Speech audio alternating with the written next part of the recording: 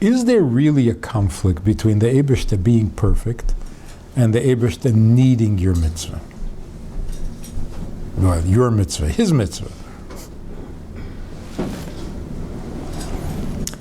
If there is a conflict, what should you choose? What do you prefer? Do you prefer that the Eibishter really needs you? Really needs the mitzvah from you?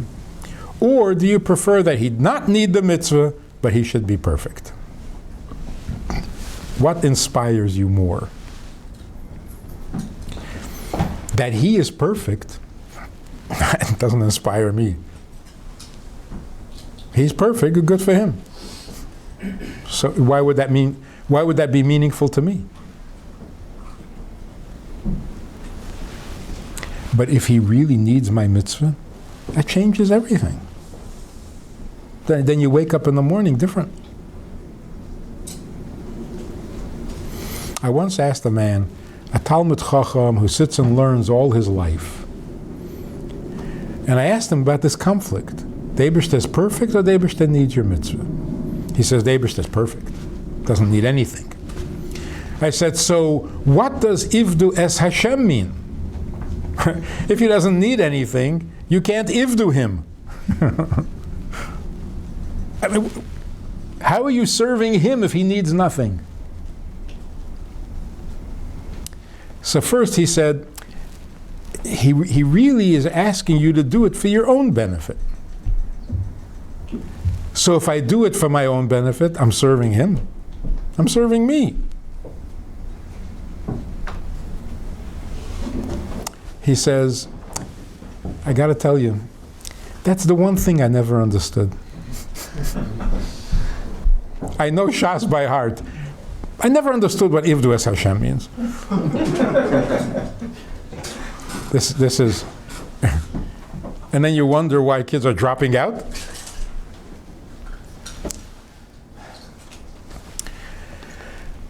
To be perfect, I think, to be perfect means that you exist without dependence on anything else. The Rambam calls the Eibishter amitas himotzei. He is a real existence. Nobody has to create him, nobody has to manufacture him, nobody has to invent him. He's real. That's called perfect. Then the Rambam goes on to say, what makes the Eibishter perfect? He can do anything, he has no limits, there's no physical restrictions, he is dependent on nobody. If everything else disappeared, he would still be. What is all of that describing? It's all describing the Eibishter's being. He exists perfectly. What does perfect mean? Without limit, without restriction, and without dependence on anybody else. So no matter what we do, he will not exist more. Can't make him exist more. And no matter what we do, he will not exist less. That's called perfect. But perfect is a description of a condition. The Eibishter's condition is that he's perfect. Now, this perfect existence has an ambition, a tachlis, a purpose, or he's just happy to exist perfectly. So imagine that you are the Eibishter, and you are infinite, you are bli gvul, you are eternal, you always were and you always will be. You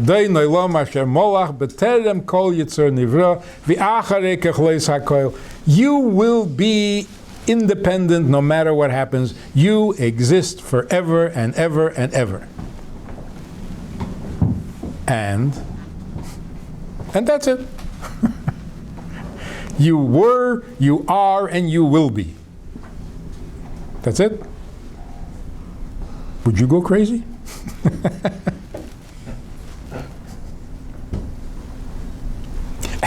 At least, if there's the possibility that I might die, I'll try to protect myself. No, there's no possibility. He's going to exist forever. And that's it. That's not perfect. That's ridiculous. To exist without a purpose, to exist without accomplishing, to exist without, that's not perfect. It's ridiculous.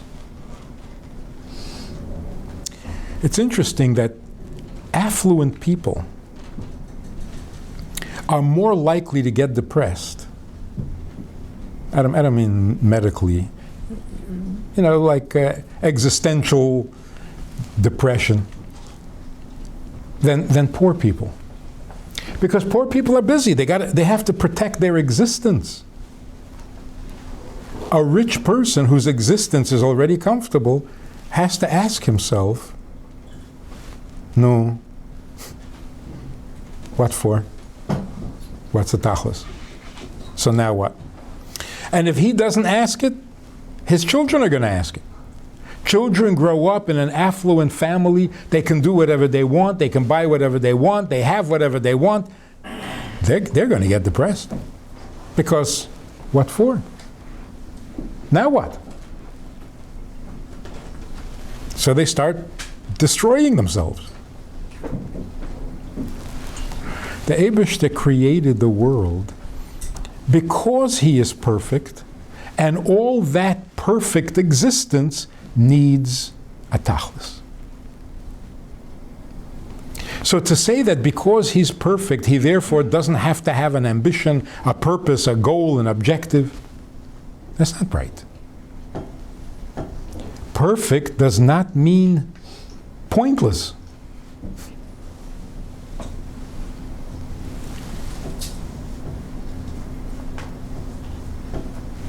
So a woman agrees to marry a man because he's perfect.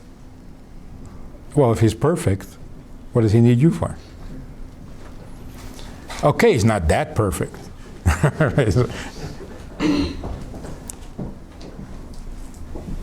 But she wants to think he's perfect. She wants to think that he can exist without her perfectly. But she also needs to know that without her, his whole existence would be empty and meaningless.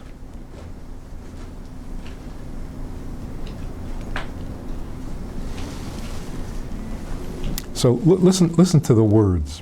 Bereishis bara elikim es hashamayim ve'es haaretz. Just stop right there. What did you just say? You just said that this perfect being who was and is and will be, Hashem Melech, Hashem Molech, Hashem Yimlech, he created the world. The first question that is so obvious that must be asked, why? He's perfect. What did he do this for? So some people say he did it out of chesed. Right? He wanted to do a kindness to us, so he created us. And now we have this wonderful kindness that and if we misbehave, he'll send us to Gehenna and it'll wait a minute. First of all, what does it mean? He is perfect, but he wanted to do us a favor. Why? Because teva hatov lehetiv, right? Since he's kind, it's his nature to do kindness. So if he's doing it out of his nature, does he need to do it? Or it's just a whim?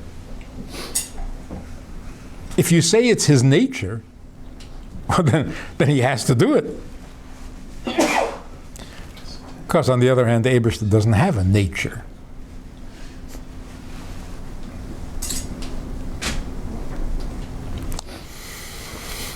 We can't get around the fact that if the Eibishter, who is already perfect, creates the world,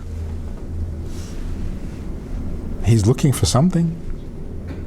He's after something. and saying he's only after your benefit. Why is he after my benefit? What's it to him? Obviously important.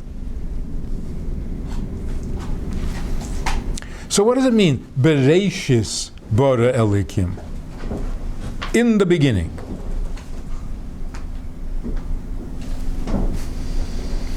In the beginning means before you had any needs, before you were there to do favors to, he created the world. Which means this is his need, not yours. This is about him, not about us. Because it was Bereshis. Before we existed, he wanted to create a world.